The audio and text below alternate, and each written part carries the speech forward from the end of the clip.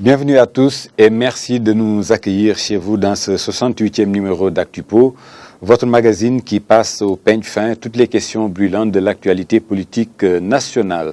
Alors, aujourd'hui, nous avons l'énorme plaisir d'accueillir sur ce plateau Monsieur le ministre d'État sous Wade, Monsieur Mamadou Diop Decroix, député à l'Assemblée nationale, coordonnateur du Front patriotique pour la défense de la République, secrétaire général d'AJ-PADS. Monsieur le ministre, merci de nous faire cet insigne honneur. C'est moi qui vous remercie, Ali. Je vous salue et je salue également vos téléspectatrices et vos téléspectateurs. Alors, monsieur le ministre, dans un contexte politique, économique et social chargé où pouvoir et opposition se renvoient la balle, au même moment, le Sénégal célèbre les 55 ans d'indépendance. De l'autre côté, de notre niveau, la tentative de retrouvailles de la gauche. Quelle réponse? Quelle réponse? Au pluriel, apparemment, il y a 3 questions dans votre question. Les 55 ans d'indépendance, qu'est-ce qu'il faut en penser? Je crois que les débats ont été très riches. Il faut d'ailleurs s'en féliciter. Le travail que vous faites ici et dans les autres chaînes de télévision a permis d'élever très notablement le niveau de perception politique de notre opinion publique. Et malheureusement, beaucoup d'acteurs de la classe politique n'ont pas encore perçu ce haut niveau de maturité de notre peuple et pense qu'on peut encore faire la politique comme on la faisait auparavant. C'est une remarque en passant. Nous avions en 1960, au moment de nos indépendances, le même PIB per capita, c'est-à-dire le même revenu. Si on prend la richesse produite d'une année à l'autre divisée par la population, que la Corée du Sud, que la Malaisie, et que beaucoup d'autres pays qui aujourd'hui sont si avancés que, comme je dis souvent, on n'aperçoit même plus leur poussière. La Corée du Sud vient de nous livrer 2 bateaux, Agen et Diambogne. Alors pour un pays qui avait le même PIB que nous. Donc quelque chose s'est passé. Et je pense que si nous devons aujourd'hui, si nous avons l'ambition de porter notre pays très loin, et l'Afrique, parce que quand je parle du Sénégal, je parle de l'Afrique. Si nous voulons atteindre des objectifs ambitieux pour nos pays et pour nos populations, il nous faut nous remettre très profondément en cause. Et c'est ce que les autres ont fait, et les Asiatiques en particulier, pour s'en sortir. Nous, ce n'est pas encore le cas. Bon. On a eu 20 ans du président Senghor, président poète, dit-on. Oui.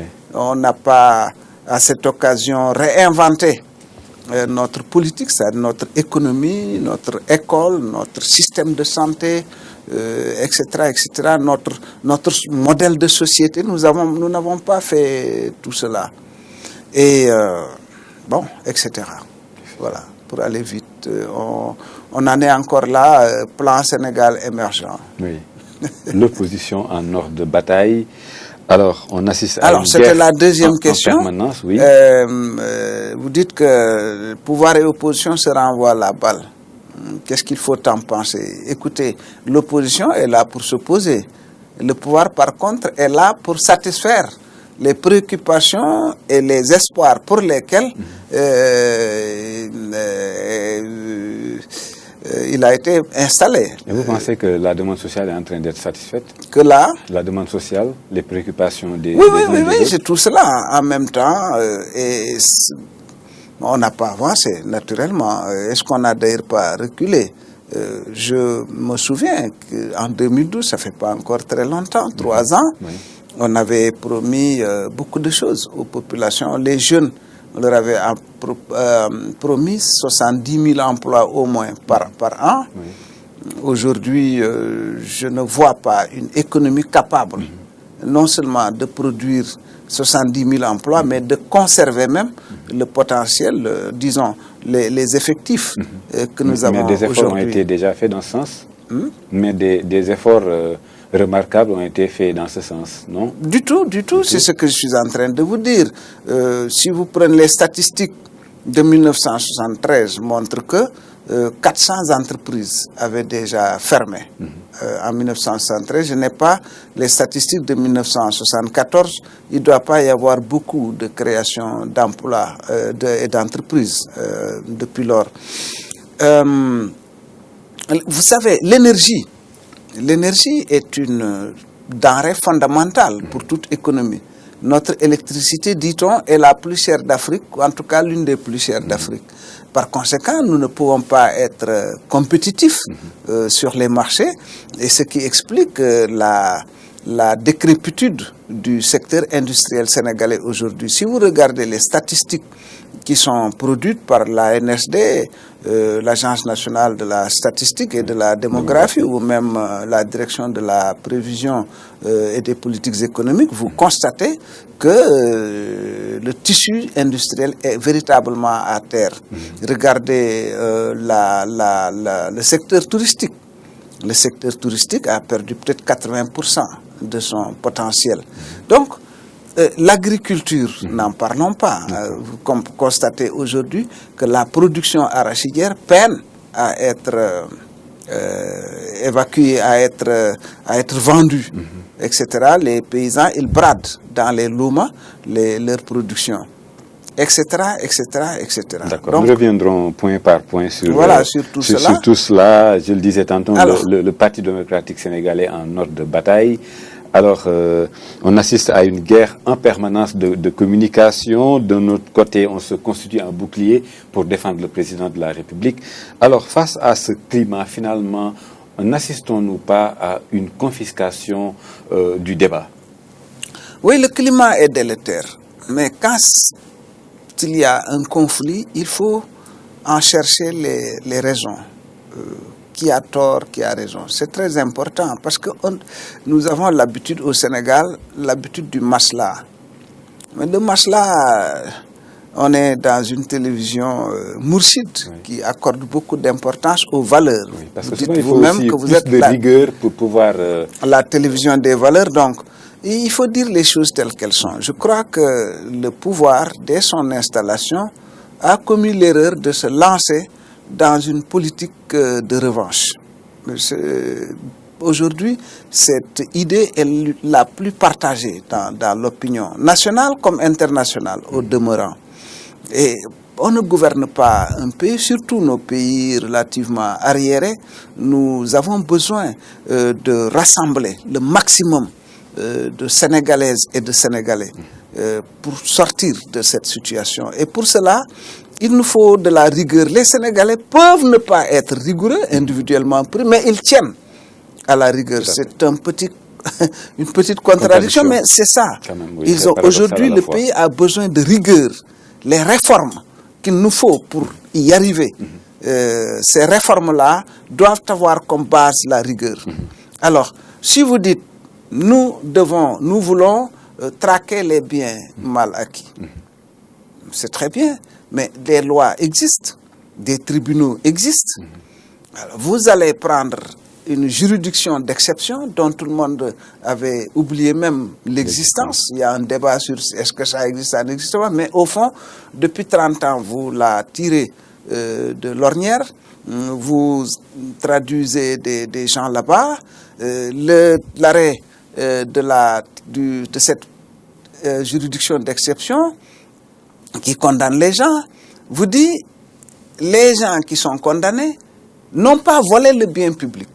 C'est fondamental, cette précision. Ils vous disent, ils n'ont pas été corrompus. Donc, qu'est-ce qu'ils ont fait alors pour être mis aux arrêts? C'est une très bonne question. C'est une très bonne question. Quand vous entendez ceux qui communiquent pour le pouvoir, ils disent oui, il faut arrêter de voler le bien public. C'est vrai, tout le monde dit la même chose. Moi, je suis le premier à m'opposer. Mais le tribunal dit, ils n'ont pas été condamnés pour avoir volé le bien public. Ils n'ont pas été condamnés pour avoir été corrompus. Ils ont été condamnés pourquoi? Parce qu'ils se sont enrichis illicitement. Enrichis illicitement, on dit que c'est quoi? Bon, vos biens votre train de vie, etc., ne reflète pas vos revenus légaux. Je veux bien. Mais dans le cas de quelqu'un comme Karim Wade, qui avait une existence assez effacée, comme l'a dit un de mes amis sur un plateau de télévision, on ne l'a pas entendu parrainer des galas de ceci, des galas de cela. Mais on l'avait vu quand même être entre 3 avions. On en a beaucoup parlé. On a beaucoup tout le monde a pris des avions. Le Premier ministre de l'époque a pris peut-être il s'occupait à la fois de beaucoup de ministères aussi. Mais alors, justement, parlons de ça. Il faut qu'on sache ce qu'on veut. On peut reprocher à Wade d'avoir confié à Karim Wade beaucoup plus de responsabilités que d'autres. Mais nous autres, Sénégalais, qui disons il y a trop de départements ministériels. Moi, par exemple, je suis pour qu'on ait entre 15 et 20 ministères. Quand on aura entre 15 et 20 ministères, mais chaque ministre aura à peu près 3 ou 4 portefeuilles, si on se réfère au schéma qui fonctionne aujourd'hui au Sénégal avec 30 et quelques ministres, etc. et consorts. Donc, il faut savoir ce qu'on veut. Moi, mais tout cela me fait c'est pas parce que quelqu'un a... Wade est quelque part responsable de tout ce qui est en train d'arriver à Karim. Ça, c'est autre chose. Moi, je veux me focaliser sur ce qui freine la marche du Sénégal aujourd'hui. Donc, ce monsieur, vous le prenez, vous le mettez en prison devant une juridiction d'exception qui le condamne. Et puis on vous dit il n'a pas volé le bien public, il n'a pas été corrompu. Voilà, il a eu un train de vie. Où est le train de vie? Même l'avion dont vous parlez, c'est quand il était au gouvernement, depuis qu'il a quitté le gouvernement. Où est l'avion? On ne le voit pas. Oui. Donc, bref, il y a ces questions-là. Ensuite, bon, peut-être que nous en reparlerons, mais... D'accord. Voilà. Alors, entre querelles politiques des partisans d'un côté, de la demande sociale d'un autre, qui est d'ailleurs préoccupante, la grève des enseignants, la cherté de la vie... Mais c'est tout ce que je vous dis. Où se situent, monsieur le ministre, les véritables enjeux? Mais ceux qui sont élus doivent s'occuper de ces questions. Alors, au lieu de vous occuper de cela, c'est-à-dire, l'école ne marche pas. Quand on parlera, j'espère qu'on en reparlera, qu'on en parlera du plan Sénégal émergent, l'un des critères majeurs considérés comme préalable à tout succès du plan Sénégal émergent, c'est le capital humain. Tout à fait. Le capital humain, c'est l'école. Avant tout, oui. C'est l'université qui produise le savoir, qui forme des compétences. L'école est à terre, l'université est à terre. Il faut s'en occuper, il faut avoir le temps de s'en occuper. Ils ne sont pas... Alors, vous avez également les denrées de première nécessité. Aujourd'hui, ont connu une flambée récente, alors que le cours du pétrole est à des niveaux si bas par rapport à juin 2014. Nous avons une baisse supérieure à 50% du cours du pétrole. On aurait dû... Le coût du téléphone qui grimpe également. Oui, oui, qui grimpe. Est-ce nécessaire vraiment que cette hausse-là, que les populations connaissent cette hausse du coût du téléphone? Bon, oui, déjà, le téléphone coûtait excessivement cher au Sénégal. Oui, bon, le coût a augmenté. Ça ne va pas. Les conditions de vie des populations sont extrêmement difficiles. Un gouvernement qui veut être... Un président qui veut être réélu doit faire face à ces difficultés-là. Mais on n'en est pas là. Du matin au soir, on parle des adversaires qu'il faut mettre en prison, qu'il faut traquer, etc. Il y en a qui sont là, d'autres vont arriver. Et les Sénégalais, ils n'ont pas élu Macky Sall pour remplir les prisons. Ils l'ont élu pour résoudre précisément ces problèmes. Alors, sommes-nous finalement pris en otage et à quelle fin? Alors, par conséquent, comme je vous ai dit tout à l'heure, à mon avis personnel, mon humble avis, le peuple aujourd'hui est à un niveau de compréhension des phénomènes politiques qui dépasse la classe politique, qui ne perçoit même pas ce décalage. Et tout notre problème est là. Donc, forcément, on ne s'en sort pas. Les populations s'attendent à ce qu'on s'attaque à leurs préoccupations, leurs demandes, leur désarroi et tout cela. Mais en contrepartie, ils ne voient pas grand-chose. Et le pouvoir persiste. Ils ont condamné Karim et les autres, ses compagnons, le 23. Jusqu'à présent, l'arrêt du tribunal n'est pas encore, de la CRI n'est pas encore sorti. Qu'est-ce qui bloque? La défense, bon, ça, il faut aller leur poser la question. Ça fait 17-18 jours qu'ils ont condamné, mais l'arrêt ne peut pas encore être mis à la disposition de la défense. Qu'est-ce que c'est? On sait que la loi dit qu'il y a, je crois, 1 mois de délai entre le délibéré et le pourvoi en cassation. Bon, est-ce que ce n'est pas pour attendre que le délai soit dépassé pour sortir l'arrêt? Donc, c'est très compliqué. La réforme des institutions, vous en parliez quelque peu tantôt. Alors, on a toujours cru que c'était le chantier le plus urgent, le plus structurant, la réforme, en tout cas des règles économiques, pour pouvoir amorcer le moteur, monsieur le ministre. Les réformes, elles sont très nombreuses, les réformes nécessaires. La réforme des institutions, si vous voulez, ça pourrait peut-être intégrer ce que vous avez dit tout à l'heure, la réforme même de l'appareil économique, la réforme de l'environnement des affaires, la réforme de l'État en général. C'est l'impact. Oui. Où se situe l'impact? L'impact de quoi? Sur ces réformes. En fait, disons plutôt les enjeux. C'est-à-dire aujourd'hui, les institutions au Sénégal sont déséquilibrées. Et ça, c'est très vieux. J'ai l'habitude de rappeler toujours que l'origine de cela, c'est la rupture entre le président Senghor et le président Mamadou Dia en 1962. Le régime était parlementaire. Le président Dia avait la réalité du pouvoir, c'était le président du conseil de gouvernement. Le président Senghor était président de la République, mais voilà, il gérait autre chose. On a les entourages et les intérêts étrangers ont fait que ces 2 hommes se sont séparés. Senghor a concentré entre ses mains les pouvoirs qu'il avait et les pouvoirs que Mamadou Dia avait. Donc, un présidentialisme ultra radical. Et donc, le Parlement n'existait plus, sinon formellement, et la justice également, sinon formellement. Et cette affaire s'est poursuivie, pour l'essentiel. Et il fallait réformer. Pour l'essentiel. Donc, il faut réformer les institutions. La Commission nationale de réforme a proposé, a fait des propositions. Apparemment,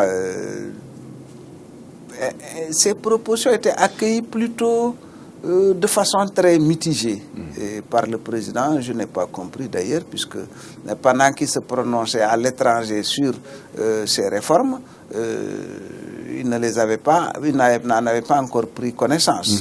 Bon, on attend de savoir qu'est-ce qu'il va en faire. La réforme de l'environnement économique, ça c'est dans le plan Sénégal émergent. Les hommes d'affaires se plaignent. Tout le monde se plaint. D'ailleurs, la traque des biens mal acquis, qu'est-ce que cela a entraîné? L'argent a disparu. Est-ce que vous envoyez, vous n'envoyez pas? L'argent ne circule plus. Hein? D'aucuns disent que l'argent ne circule plus. Non, il n'y a pas d'argent. Personne n'a de l'argent. L'argent ne circule plus et ne circulera pas de sitôt. Parce que la confiance a déserté le Sénégal. Et voilà le grand problème que nous avons. Alors, malgré les efforts consentis, la baisse des impôts sur les revenus, la baisse du coût du loyer, l'impact est disons, très relatif par rapport aux revenus des populations. Oui, puisque la machine économique ne tourne pas. C'est-à-dire que si vous multipliez les salaires, les loyers par 2 ou 3, vous multipliez le prix du kilo de riz par 2 ou 3, mais que les gens gagnent 10 fois plus qu'ils ne gagnaient, il n'y a aucun problème. Mais si vous diminuez les prix, et mettons que vous divisez les prix par 2, mais que le revenu des gens, vous le divisez par 10, vous ne réglez pas le problème, vous l'aggravez. Donc, le problème de notre pays, c'est d'arriver à générer une machine économique qui tourne, qui crée des emplois, qui produit de la richesse, avec une répartition correcte de cette richesse. C'est cela qui peut nous permettre effectivement de nous en sortir, mais on n'en est pas là. On n'en est pas là. Notre problème, c'est, enfin, ce n'est même, d'habitude je dis que c'est un problème de vision. Est-ce que c'est même un problème de vision? Est-ce que ce n'est finalement pas un problème de motivation? Est-ce que les objectifs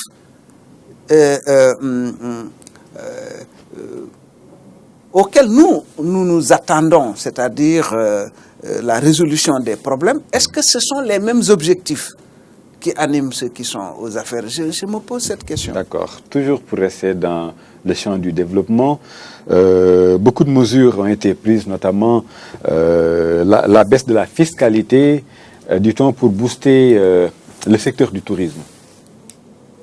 Comment vous l'avez accueilli? Alors, c'est un type de question que je n'aime pas tellement, parce que on extrait un cheveu de la tête et on vous demande de vous prononcer sur le cheveu au lieu de vous prononcer sur la tête, la chevelure.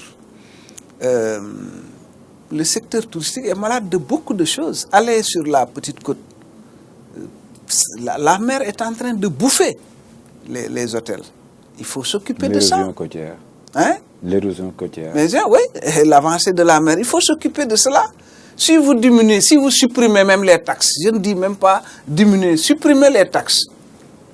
Mais laissez la mer bouffer les hôtels, vous ne réglez pas le problème, etc., etc., etc. Il faut réinventer tout ça. Il y a l'acte 3 de la décentralisation qui est dans la dynamique de régler des problèmes. Mais, Monsieur le ministre, avec l'emprunt obligataire de la mairie de Dakar, l'État bloque. L'acte 3 a apporté des réformes. On dit, est-ce que l'acte peut tout justifier? Non, non, alors, là aussi, il faut faire très attention. On vous dit, quand vous dites quelles sont les réalisations, ils vous disent l'acte 3. Ils vous disent l'autoroute Dakar-Touba, ils vous disent l'université de Diamniadio. Est-ce que ça existe? Alors, ils veulent mettre dans la tête des Sénégalais que tout ce qu'on annonce existe. Ça a marché un temps, mais ça ne marche plus. L'acte 3 de la décentralisation, il ne marche pas, il ne fonctionne pas. Allez demander aux présidents de conseils municipaux, aux présidents de départements, etc. On n'arrive même pas à payer le personnel. Qu'est-ce qui empêche son... Attendez, on n'arrive même pas à payer le personnel de ces collectivités locales. Le maire de Dakar, Khalifa Sall, a ce problème avec l'emprunt obligatoire de 20 milliards. Le projet Dakar 2025, pour véritablement moderniser la capitale, etc. et tout ça. Et bon, de 2012 à 2014, ce projet était dans les circuits. Et le maire nous dit qu'il a eu 3 avis de non-objection. Ce qui veut dire donc qu'il avait la possibilité de foncer. Mais entre-temps, quelque chose s'est passé. On pense que le maire de Dakar peut être candidat à la prochaine présidentielle. Donc, il ne faut pas lui permettre, de pouvoir avoir de l'argent, 2, de pouvoir présenter à l'opinion une gestion, voilà. Très... Vous pensez que c'est la motivation de ce blocage? Ça peut être des motivations politiques. Je ne m'écarte pas tellement d'ailleurs de cette hypothèse. Alors, pour terminer sur cette question, c'est-à-dire, vous avez 2 possibilités.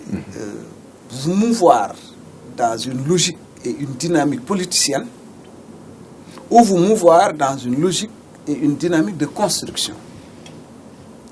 Pour moi, cette deuxième logique est la meilleure parce que c'est elle qui a de l'avenir, qui est durable.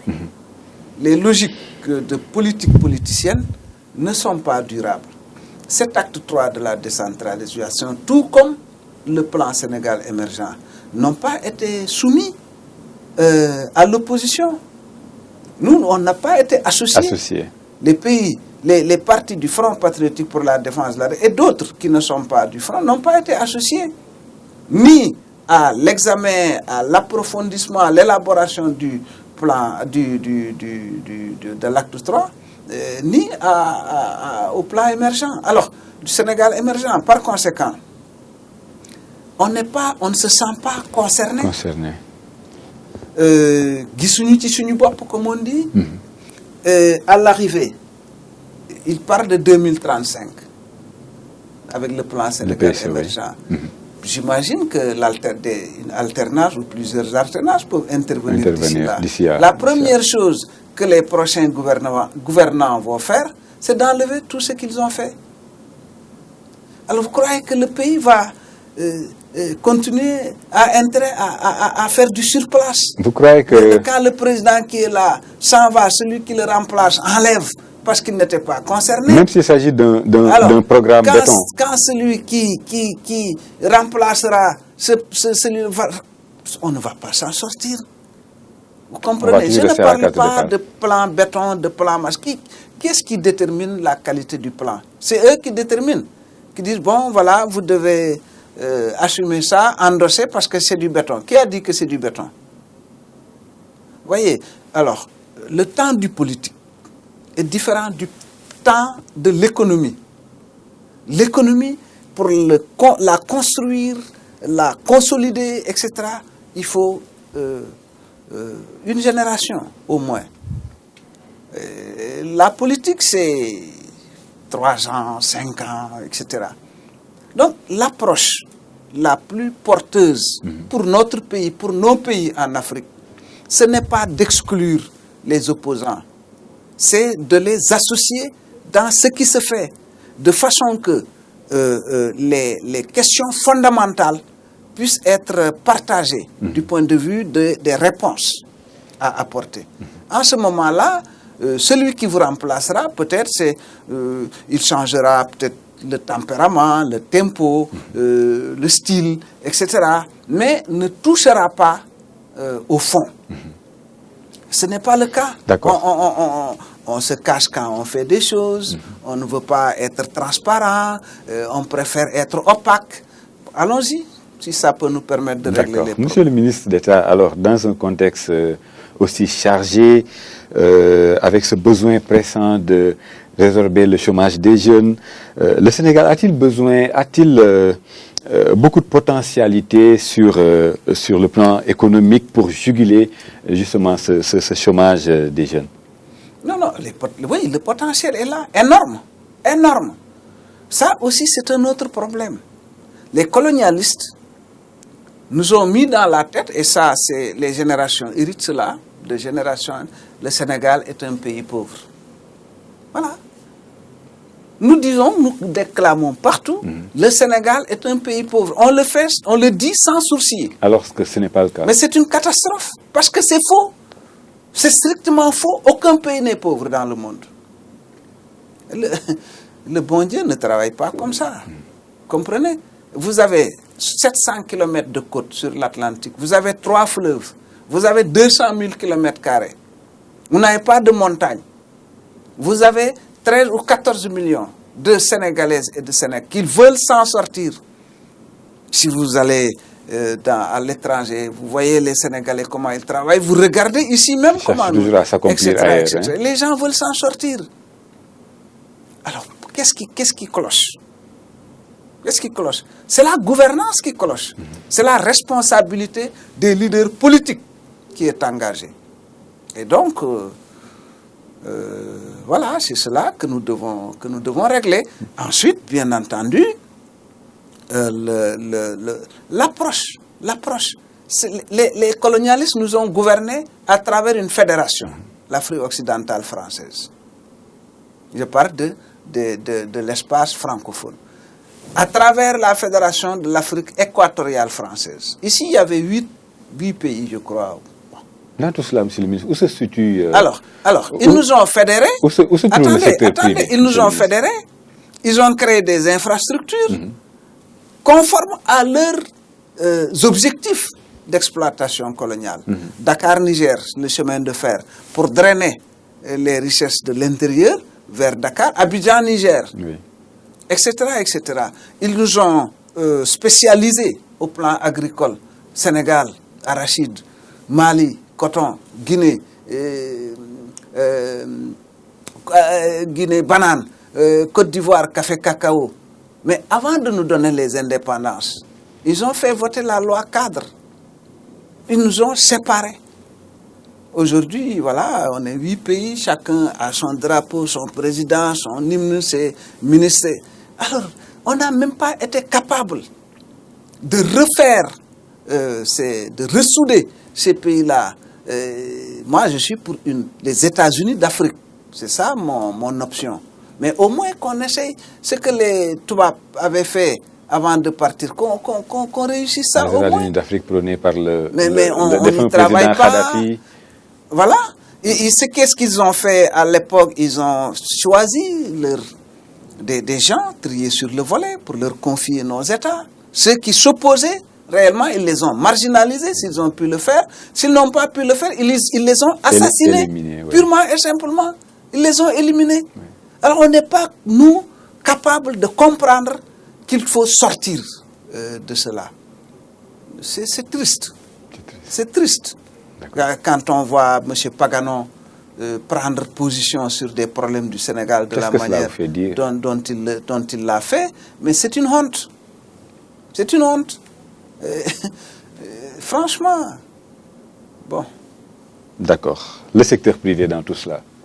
Il ne s'en sort pas. Comment voulez-vous que le secteur privé s'en sorte? Quel poids occupe-t-il, ce secteur privé? Je n'ai même pas les statistiques, mais est-ce que c'est 5%?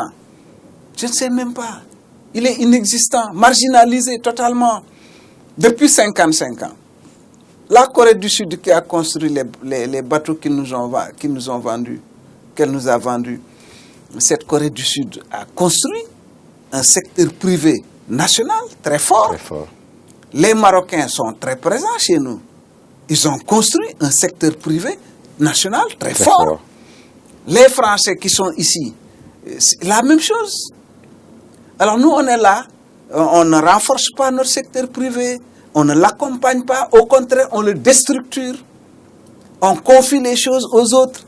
Et puis, quand ils se plaignent, nos gens du secteur privé, on dit, oui, notre secteur privé n'est pas encore suffisamment fort. Alors, il sera fort quand?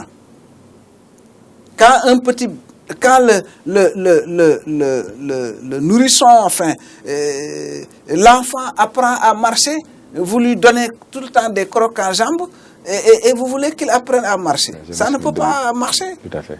Alors, le discours du président le 3 avril, il a fait un appel au dialogue. Donc, cet appel visiblement à la classe politique. Non, je n'ai pas entendu d'appel au dialogue du président. Donc, je ne peux pas en parler. Il n'a pas parlé de dialogue. Je ne peux pas en parler. Il n'a pas parlé de dialogue? Non. Si? Parlons d'autre chose. D'accord, monsieur le ministre. Alors, il a évoqué les avancées notées dans le PSE. Quelle appréciation? Alors le PSE, oui, bon, on est obligé d'en parler, malheureusement. C'est-à-dire que pour gouverner un pays, il faut d'abord une vision. Comme disait Sénèque, il n'y a pas de bon vent pour un marin qui ne sait pas où il va. Et c'est la vision qui vous permet de savoir où vous allez, où est-ce que vous en êtes et où est-ce que vous voulez aller. Il n'y a pas de vision.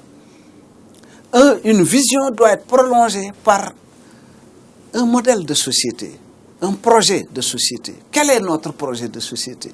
Ils ne vous le diront pas. C'est ensuite seulement qu'on peut parler de programme et de plan. Donc on saute pieds joints sur ce qu'on appelle le plan Sénégal émergent. alors qu'on n'a pas la vision, on n'a pas le projet de société. D'accord, monsieur, vous avez laissé entendre et on veut s'en sortir. Alors, oui. je vais aller très vite.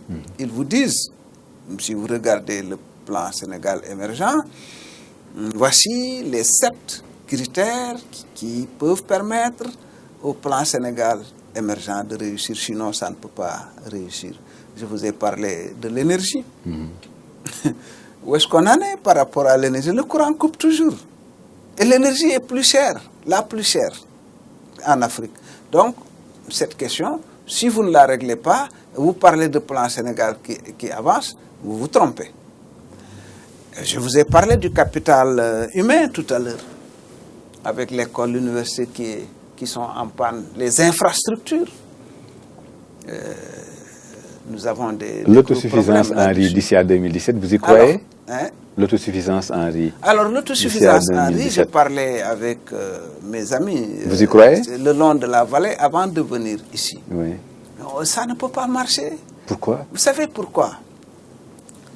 J'ai fait dans le cadre de la commission aménagement du territoire à l'Assemblée, avec le président Cheikh Seck, une tournée dans la vallée pendant 3-4 jours. Oui. Nous avons trouvé énormément de riz dans la vallée, stocké dans des magasins. Les producteurs nous disent ça fait 2 récoltes qui se sont retrouvées dans nos magasins, oui, et on ne peut pas vendre. Et si nous ne vendons pas, nous ne pourrons pas payer la CNCAS, oui, à qui on doit 10 milliards.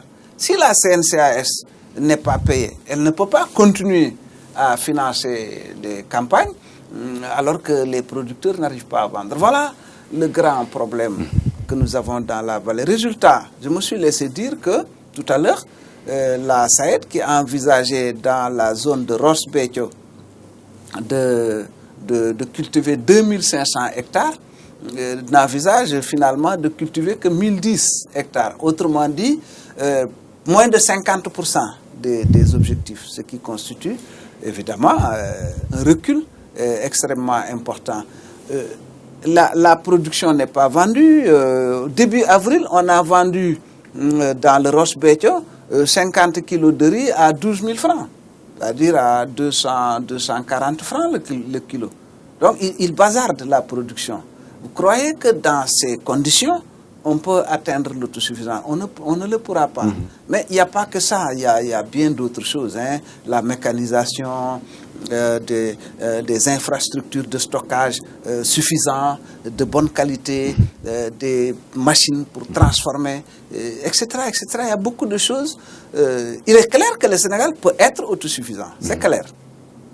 Mais autosuffisant en 2017, alors que vous n'avez pas créé ces conditions, ça pose problème. D'accord. Maintenant, monsieur le ministre, le référendum pour la réduction du mandat présidentiel de 7 à 5 ans, sur le débat.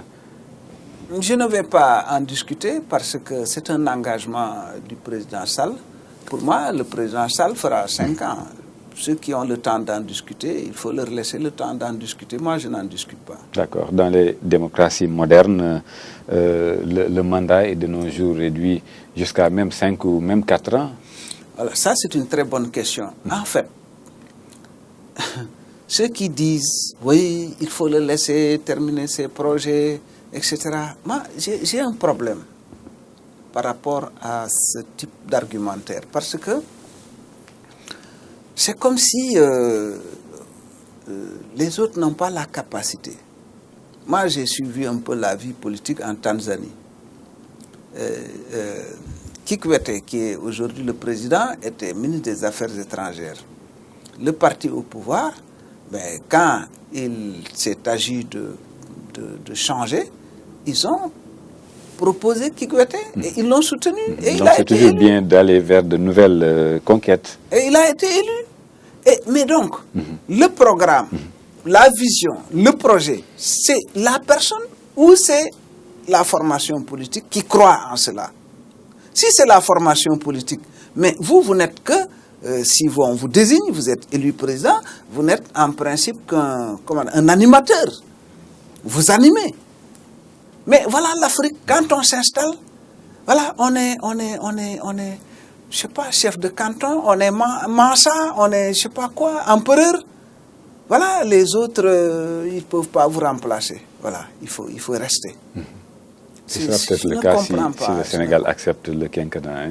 Hein? Je dis que ce sera peut-être le cas si le Sénégal accepte le quinquennat. Mais le quinquennat, c'est pas une histoire d'accepter ou pas accepter. Lui, il a dit qu'il fait 5 ans. Voilà. Une promesse électorale. C'est tout. Il fait 5 ans maintenant, évidemment. Et on le présente souvent, cette affaire. Vous me faites... je vous remercie d'ailleurs de me poser cette question, ce qui me permettra d'apporter une précision qu'on n'apporte pas souvent quand on aborde cette question. Pourquoi il a dit je vais diminuer le mandat de 2 ans? À votre avis? Ses partisans disent, ses amis, voilà, ça montre que c'est un grand démocrate, etc., etc. Non, non, c'était une discussion, c'était une manœuvre à un moment très précis de la bataille électorale. Quand Wade a dit, moi je demande juste 2 ans pour voilà, mettre de l'ordre dans mes affaires. Évidemment, pour beaucoup de candidats, avoir 2 ans pour se préparer et revenir dans la course, c'était plus intéressant que quelqu'un qui vous dit, moi je reste 7 ans avec possibilité d'avoir 7 autres années. Comprenez? Oui. Il a trouvé cette astuce pour contourner effectivement la proposition de Wade. En disant non, moi j'ai réduit mon mandat de 2 ans. Alors, évidemment, vous ne trouvez pas que c'est toujours bien comme pédagogie? Non, ce n'est pas une histoire de pédagogie, c'est une histoire de manœuvre. La pro, il veut s'en sortir. Comprenez? Donc, bon, mes enfants. Alors, maintenant, les retrouvailles de la famille de gauche, on en parle beaucoup. C'est bien d'en parler. Bon, mais c'est tout un programme, hein. C'est tout un programme. La gauche dans ce pays a fait énormément de choses, hein, énormément. Depuis l'époque coloniale, les luttes anticoloniales, les luttes antinéocoloniales, la lutte pour la démocratie, dans le cas du Sénégal, la lutte contre le parti unique, pour le pluralisme, pour la diversité. C'était la gauche jusqu'en 1974. C'était les prisons, c'était les assassinats, c'était les pertes d'emploi, etc., etc. À partir de 1974, évidemment, le PDS est venu et puis a apporté aussi sa contribution dans ce combat-là. Mais ce que la gauche n'a jamais pu régler, c'est le nerf de la guerre. Nous avons été élevés dans le mépris de l'argent. Ça nous rattrape. Ça nous rattrape. Si vous n'avez pas d'argent, vous ne pouvez pas gagner une élection. Hein. Cette gauche, monsieur le ministre, qui devient floue au fil des coalitions. Je ne suggère pas par là qu'il faut avoir de l'argent à distribuer, non. Oui. Mais il faut de la logistique, il faut beaucoup de choses pour gagner une élection. Demandez à notre ami Macky Sall.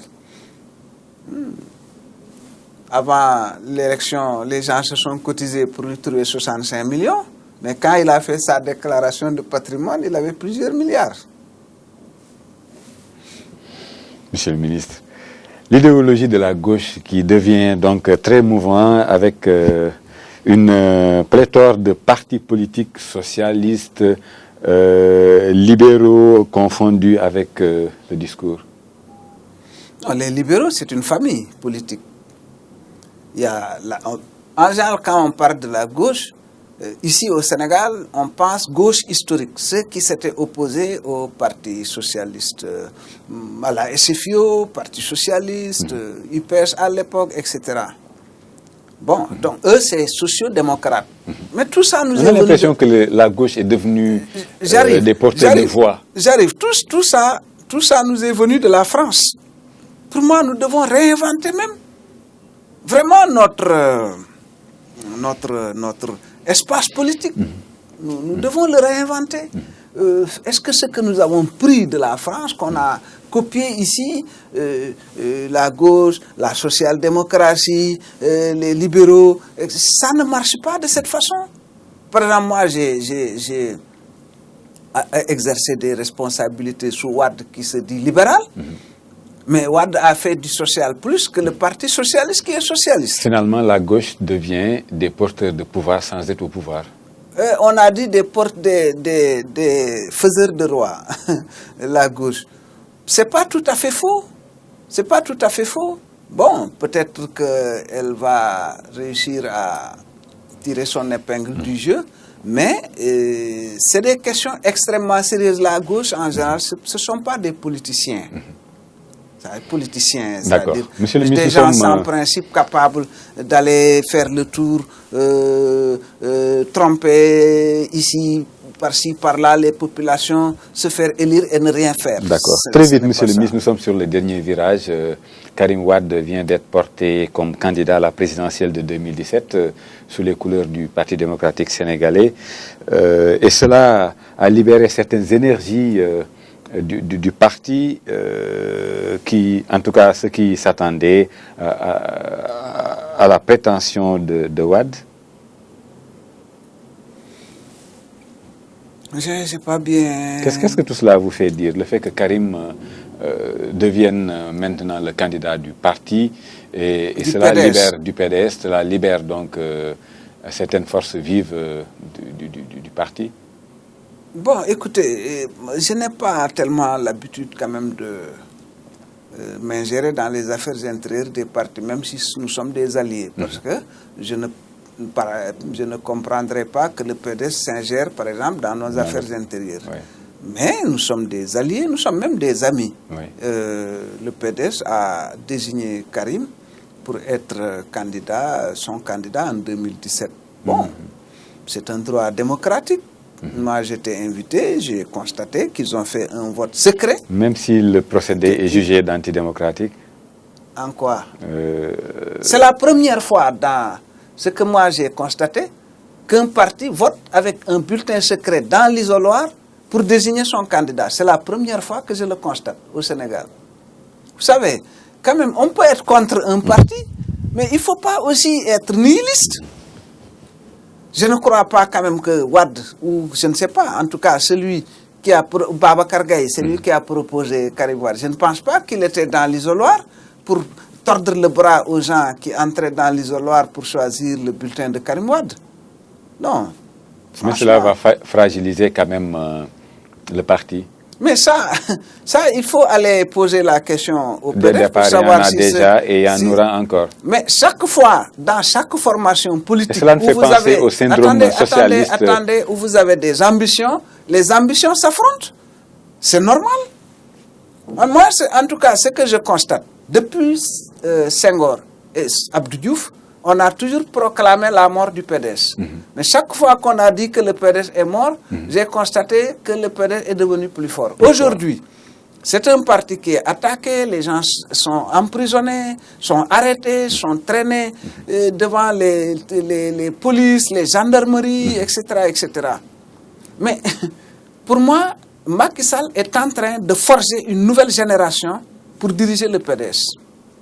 Vous savez, pourquoi nous, on est devenus des leaders politiques? C'est parce que quand on était jeunes, qu'on était contre Senghor, Senghor a pensé que s'il nous réprimait, on allait laisser tomber.